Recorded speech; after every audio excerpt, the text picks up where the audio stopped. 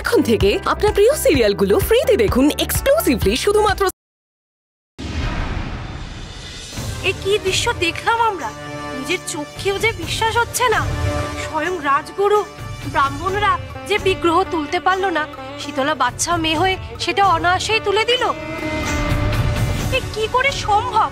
শীতলার গায়ে কি এদের থেকেও বেশি শক্তি? না গো না, শীতলার হৃদয়ে এদের চেয়েও বেশি ভক্তি।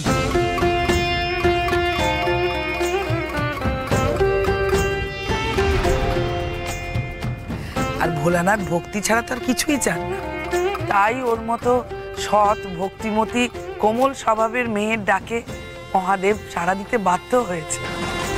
সত্যি রাজকন্যা আমাদের রাজ্যকে আজকে বড় অমঙ্গলের হাত থেকে বাঁচিয়ে দিল। শিবের মূর্তি পড়ে যাওয়ার থেকে বড় অশুভ আর কিছু হতে পারে না। যিনি এই কাজ করেছেন তিনি অত্যন্ত নীচ পাপী। রাজকুমারী প্রমাণ করে দিলেন তিনিই বড় শিব ভক্ত। ওনার বাবা মহারাজ পুষ্পদন্তের যোগ্য উত্তরসূরি। আমাদের রাজকন্যাই আমাদের অমঙ্গলের হাত থেকে রক্ষা করেছে। মহাদেবকে স্বস্থানে বসাতে না পারলে আমাদের কি যে হতো। জয় রাজকন্যা শীতলার জয়।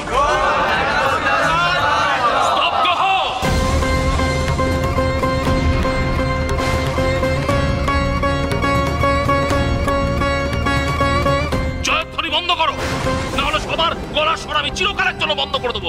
সবাইকে কেটে আমি নদীর জলে ভাসিয়ে দেবো।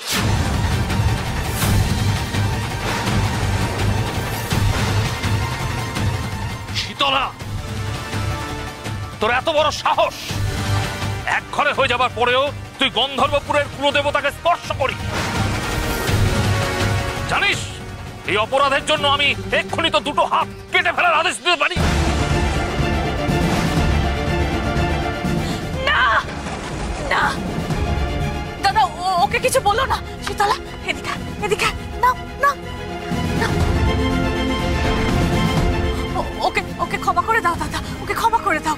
প্রহরী করে তাকিয়ে দেখছো কি? একটা বিধবা অনাচারী মেয়ে মানুষ যে নিজের স্বামীকে খেয়েছে, গায়ে থান পর্যন্ত দেয় না, যে কিনা শিবের থানে উঠে পড়েছে। যাও যাও, গিয়ে ঘাট ধাক্কা দিয়ে বার করে দাও ওকে। অপরাধ নেবেন না মহারাজ, রাজকন্যা শীতলাই তো আমাদের শিবের থানকে রক্ষা করেছেন। তাই নাকি সহদেব? শীতলার সঙ্গে মেশার ফলে দেখছি তোমারও মিথ্যাচারের রোগ ধরে গেছে। হ্যাঁ মহারাজ, সহদেব ঠিক কথাই বলেছেন। আপনি তো সচক্ষেই দেখলেন, স্বয়ং রাজগুরু ব্রাহ্মণরা যে বিগ্রহ তুলতে পারলো না, শীতলা বাচ্চা মেয়ে হয়ে সেটা অনায়াসেই তুলে দিল।